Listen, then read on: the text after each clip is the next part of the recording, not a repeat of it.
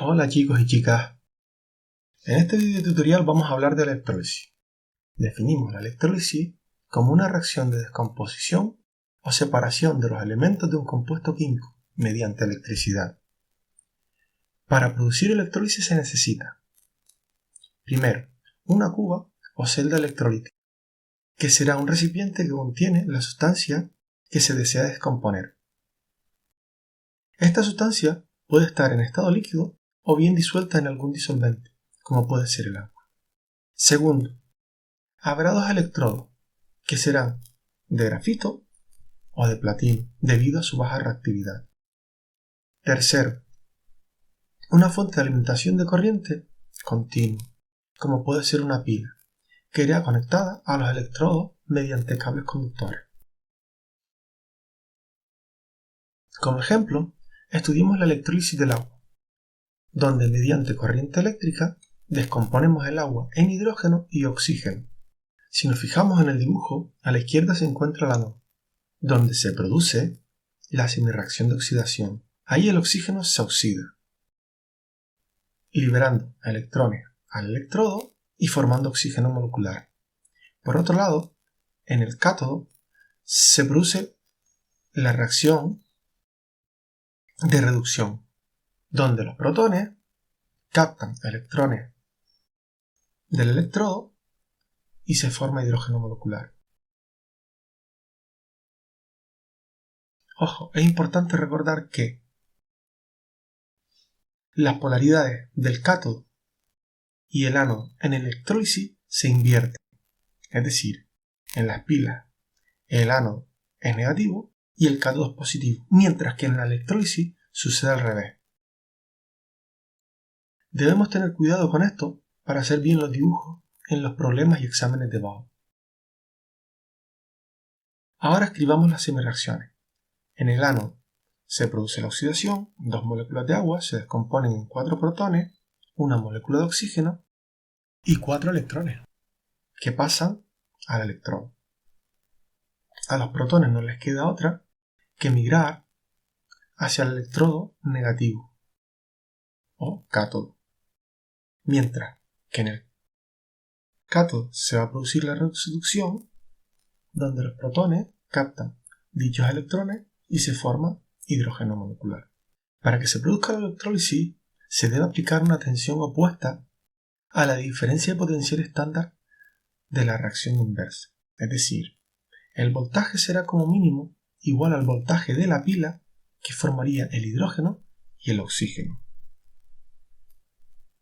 En la práctica, para producir la electrólisis de una sustancia se debe invertir la tensión y producir un voltaje bastante superior al potencial teórico de la suma de las dos reacciones. Ello es debido a la resistencia interna del circuito. Ahora vamos a ver diferentes reacciones de electrólisis. Además, tenemos que recalcar que si en un electrolito pueden suceder varias reacciones químicas, siempre sucederá primero aquella que necesite menos energía y por tanto la que necesite menos fuerza electromotriz para producirse, dependiendo todo ello de las condiciones a las que se encuentra el electrolito. Veamos primero el caso de una sal fundida, como puede ser el cloruro de sodio. El punto de fusión de esta sal es 801 grados centígrados, lo que implica que la cuba electrolítica debe estar a una temperatura superior a los 801 grados centígrados para comenzar la electrólisis. Las semirreacciones que se van a producir son: en el ánodo se produce la oxidación de los aniones de cloro, donde cada anión cede un electrón al electrodo que tiene carga positiva. Entonces, los átomos de cloro reaccionan formando enlaces covalentes y saliendo de la cuba electrolítica en forma de cloro molecular en estado gaseoso. Por otro lado, en el cátodo se produce la reducción del sodio, donde cada catión de sodio capta un electrón que le proporciona dicho electrodo. Ahora vemos el ejemplo de electrólisis de una sal disuelta en agua. Por ejemplo, la electrólisis del cloruro de sodio en disolución. Podemos pensar que al ser la electrólisis de la sal, se produciría el catión metálico y se oxidaría el no metal de dicha sal. Sin embargo, como indicamos en la diapositiva anterior, la electrólisis puede provocar diferentes reacciones. Se producirán aquellas que necesiten una fuerza electromotriz menor. En este caso, se produce la electrólisis del agua y del cloruro de sodio.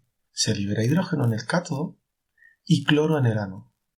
Para este ejemplo, las semirreacciones son: en el ánodo se produce la oxidación, donde cada átomo de cloro se da un electrón al electrodo positivo, formando cloro molecular y liberando 2 electrones a dicho electrodo. En el cátodo se produce la reducción. En este caso, sabemos que en la disolución no solo hay cationes y aniones de sal, sino que también las moléculas de agua se pueden romper, liberando un grupo OH y un protón. Este último captará un electrón cuando esté cerca del electrodo negativo y reaccionará con otro átomo de hidrógeno para formar hidrógeno molecular. Es decir, la semirreacción de reducción será: 2 protones captan 2 electrones y forman hidrógeno molecular. Para escribir la reacción global, sumamos las 2 semirreacciones y añadimos los cationes y aniones espectadores, que en este caso son el sodio y el grupo OH. En esta diapositiva vamos a hablar de la deposición de metales o galvanización, que consiste en recubrir metales con otros metales utilizando una cuba electrolítica. La electrodeposición metálica tiene 2 funciones. Primero, para proteger de la corrosión el metal que se va a recubrir. Por ejemplo, el zincado consiste en recubrir una aleación de hierro con una pequeña capa de zinc que es más resistente a la oxidación. Segundo, para mejorar la apariencia estética de un metal, por ejemplo, el bañado en plata, el cromado, etc. Vamos a ilustrar este procedimiento con la electrodeposición de la plata en una lámina de otro metal. El electrolito contiene sal del metal, como puede ser trióxido de nitrato de plata. También la elección del voltaje no debe ser muy elevada para evitar reacciones secundarias con el anión trióxido nitrato menos. El electrodo del ánodo debe ser del metal que se utilizará para recubrir al otro metal, que se encuentra en el cátodo. En el ánodo, los átomos de plata pasan a la disolución acuosa en forma de cationes al perder un electrón. En el cátodo, los cationes de plata pasan a la lámina del metal que se desea recubrir al captar electrones. Ahora, para terminar, vamos a hablar de las leyes de Faraday.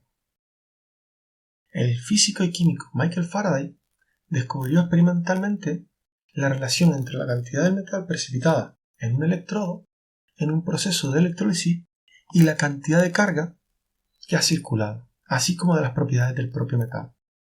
La primera ley nos indica que la masa de un metal depositada en un electrodo es directamente proporcional a la cantidad de carga que ha circulado.